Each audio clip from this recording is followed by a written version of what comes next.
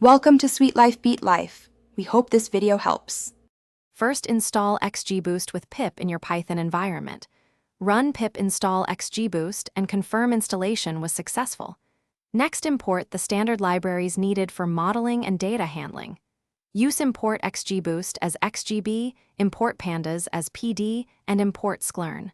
Model selection. Convert data to XGB.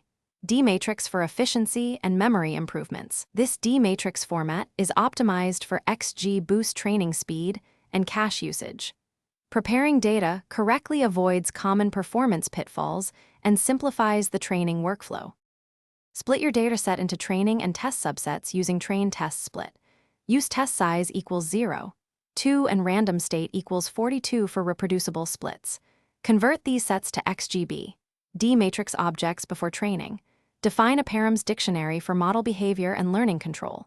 For binary tasks, use objective equals binary, logistic, set eta equals 0, 1 and max depth equals 6 for balanced learning. Specify n estimators equals 100 or use num boost round during training. Prepare an evaluation set and use early stopping rounds to prevent overfitting and tuning. Begin training using XGB.